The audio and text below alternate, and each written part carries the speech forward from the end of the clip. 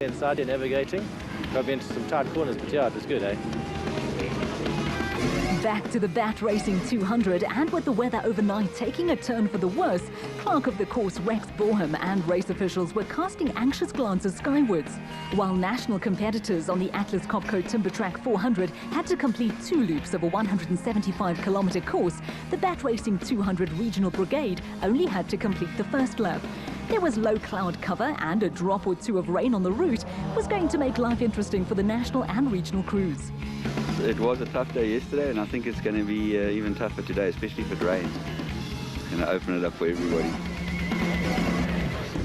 The LT Earthmovers bat of Lance Strathui and Carl Wichmann was the first of the regional competitors to get underway, with the first 70 kilometers of the course following the route for the Donaldson Prologue the previous afternoon. Strathui and Wichmann were competing in both the national as well as regional competitions, and in the Bat Racing 200, the pair started with a mere 37-second advantage over Reg Sutton and Robert Hanbury, and were immediately on the pace.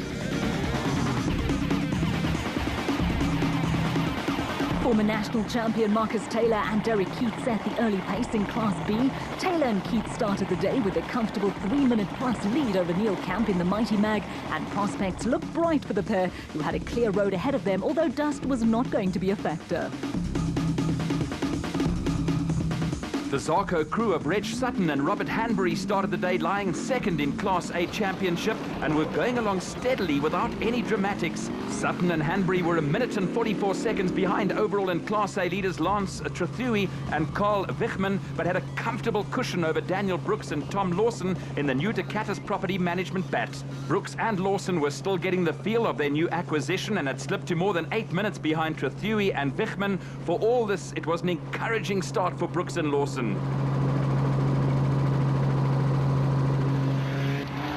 Behind the frontrunners, James Watson was making good progress in the single-seater Mighty Mag and had moved into second place in Class B ahead of Neil Camp. Watson was over 14 minutes behind Class B leaders Marcus Taylor and Derek Keith. Next up in Class B were Ian McLean and Lucas van Dort in a Zarco Jr., who at this stage was more than 20 minutes behind Taylor and Keith. The demanding route was starting to take its toll, with cars dropping back or headed for retirement. Underberg pairing of John Thompson and Ian Crouch were 26.5 minutes behind the Class B leaders and chasing after Ian McLean and Lucas van Dort in the Staffex Viper. A further 6 minutes behind Thompson and Crouch, the Bulwer Park JRE in the hands of Durban garage owner Tony Ball, trying to make up ground with a clear road ahead.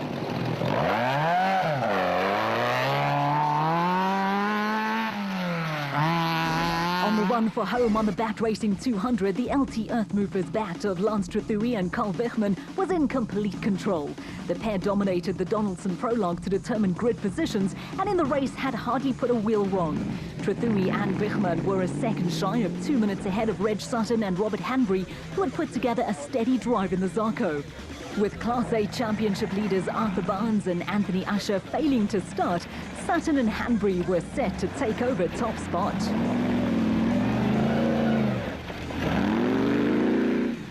There had been a high attrition rate in Class B, with James Watson now leading the category with early leaders Marcus Taylor and Derek Keith amongst the retirements. The Mighty Mag was being chased by Daniel Brooks and Thomas Lawson, who would be more than happy with a Class A podium finish, first time out in the Ducatis Bat. There were no heroics from Brooks and Lawson, and they'd also put together a steady performance.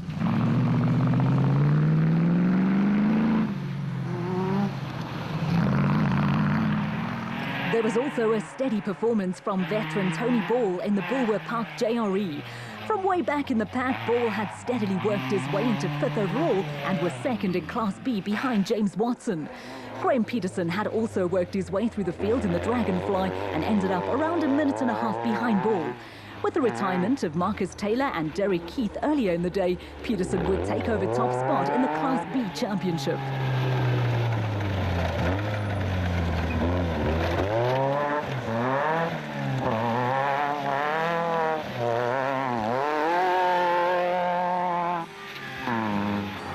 In the production vehicle category, there was a comfortable victory for Rowan Lamb and Lyle Parker, who would go on to give the X-Factory Ford Ranger an overall win in the National Championship race.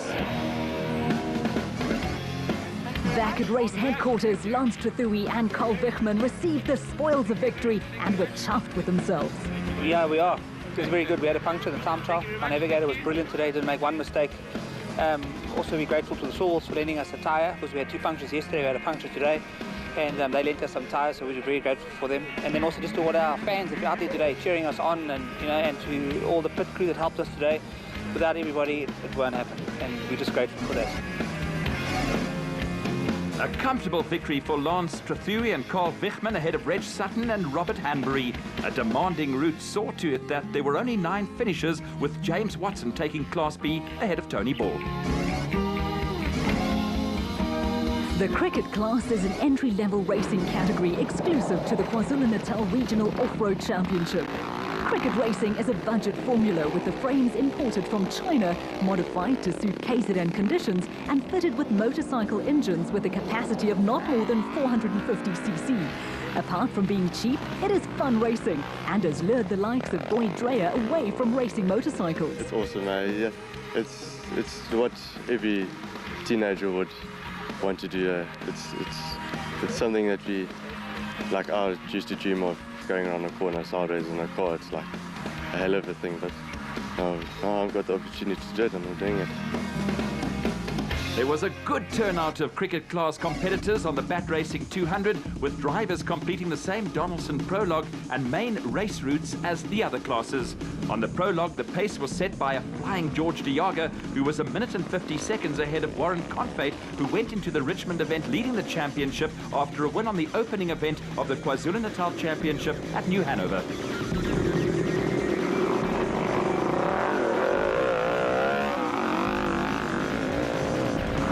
The Crickets built up a good head of steam on the more open sections of the prologue route, and Roger Curran bombed his way past Class B competitor Amanda Botma on his way to third, 6.5 minutes behind de Jager.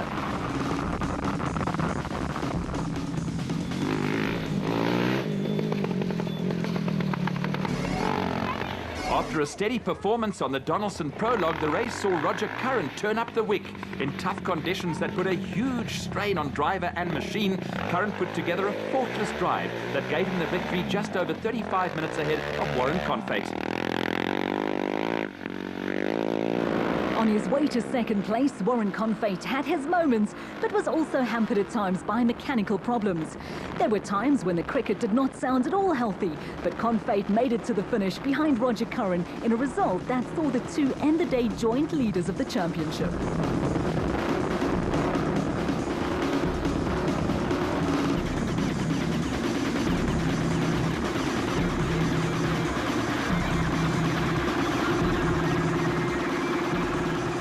The demanding route was tough enough on the bigger capacity cars and took its toll on the Crickets, with only 3 of the little machines making it to the finish. Young Boyd Dreyer showed a great deal of guts and determination as he overcame a string of problems to earn himself a place on the podium and keep a hold on third place in the championship.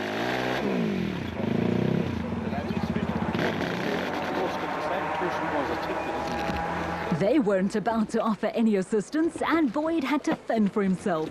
They say off-road racing is character building, and Dreyer got his hands and overall dirty before a friendly spectator towed him out of a mud hole.